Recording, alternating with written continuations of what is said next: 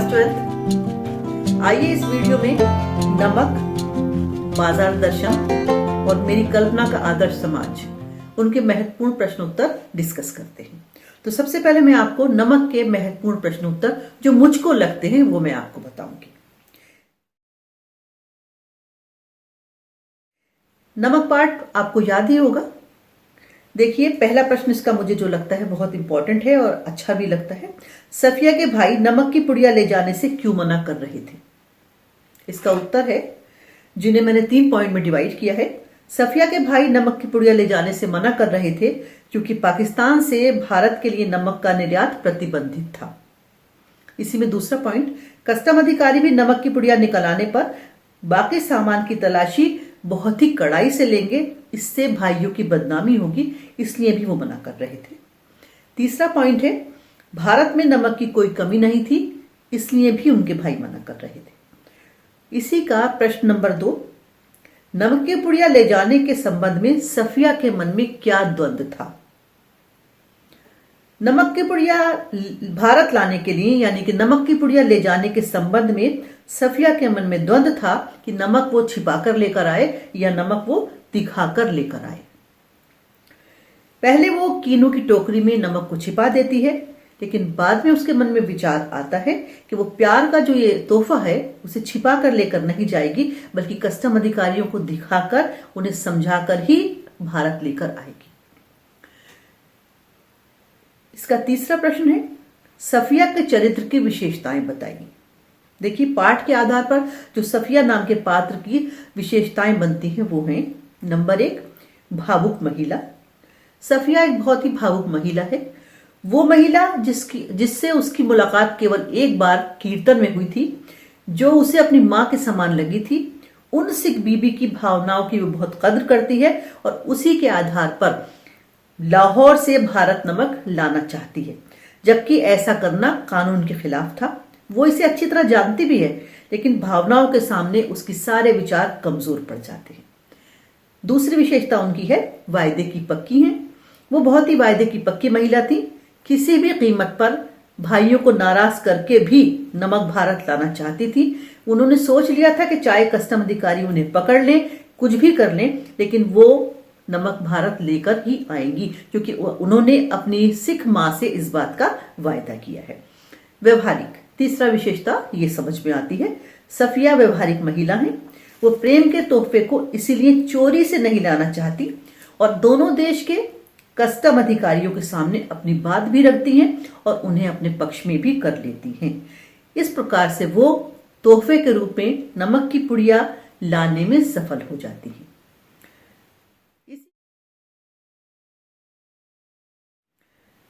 इसी हमारी आरोप भाग 2 से जो इस वीडियो में दूसरा पार्ट है वो है बाजार दर्शन। इसका जो पहला प्रश्न लगता है बहुत इंपॉर्टेंट है, वो है, बाजार का जादू चढ़ने और उतरने पर मनुष्य पर क्या क्या असर पड़ता है?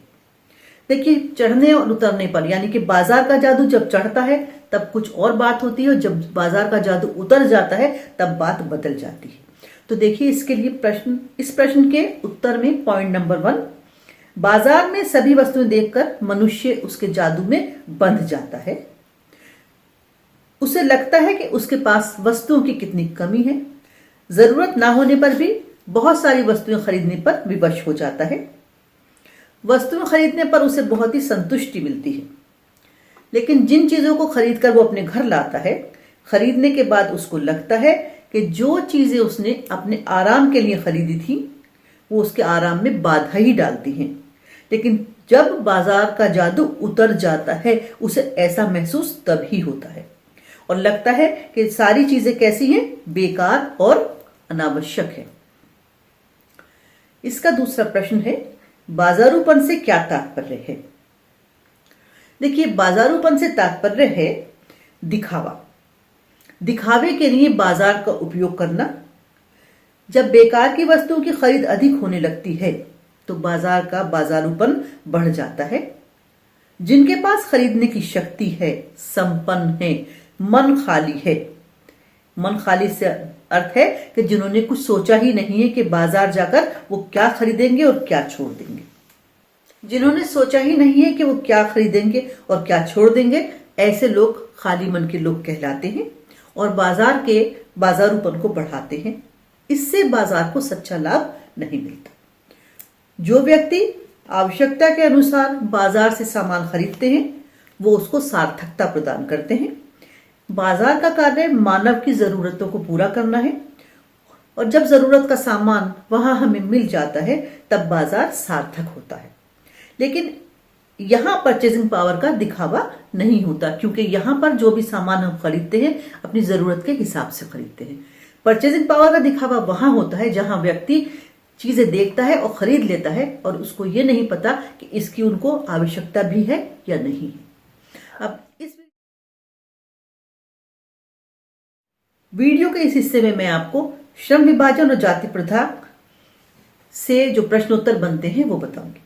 देखिए, पहला प्रश्न इसका, जाति प्रथा को श्रम विभाजन का ही एक रूप न मानने के पीछे डॉक्टर अंबेडकर के क्या तर्क हैं? जाति प्रथा को श्रम विभाजन का ही जाति प्रथा को श्रम विभाजन का ही एक रूप न मानने के पीछे अंबेडकर के कई तर्क हैं।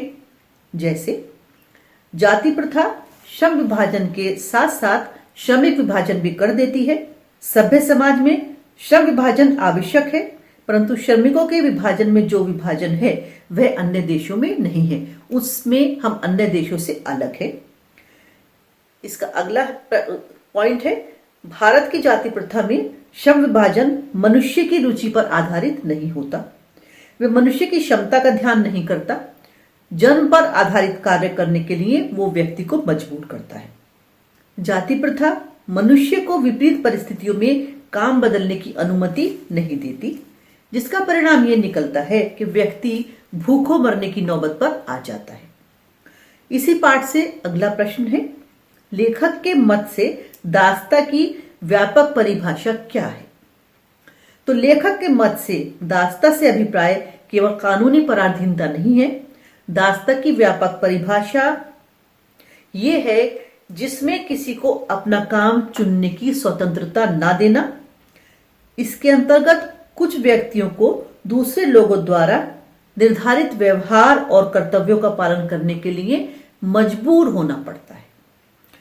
इसी पाठ से तीसरा प्रश्न, डॉक्टर अंबेडकर की कल्पना का समाज कैसा है?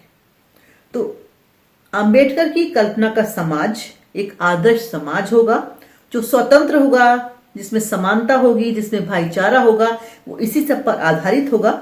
सभी को विकास के समान अवसर मिलेंगे और जातिगत भेदभाव का नामो निशान नहीं होगा। समाज में हर वर्ग को सम्मान मिलेगा। तो ये हो गए हमारे प्रश्नोत्तर जाति प्रथा और श्रम विभाजन और मेरी कल्पना का आदर्श समाज पाठ से, जिसे डॉक्टर अंबेडकर ने लिखा था। काफी पुरानी बात है ये, हमारे जब देश हमारा आजाद हुआ था, जब हमारा संविधान बनाया गया था, ये उस समय की बात है। आज परिस्थितियां बहुत बदल चुकी हैं। तो बच्चों, ये सारे हमारे जो 6 लेसन हैं उनके महत्वपूर्ण प्रश्नोत्तर हो गए, जो हमारी पाठ्य पुस्तक की बैक साइड में थी। इसका लिखित रूप भी मैं आपको दे रही हूँ। कोशिश करती हूँ जहां तक हो सके वहां तक लिखित रूप आपको मिल जाए, जिससे याद करने में आपको सरलता हो। याद कीजिए, तैयारी कीजिए, बहुत अच्छे नंबर पाइएगा। Thank you.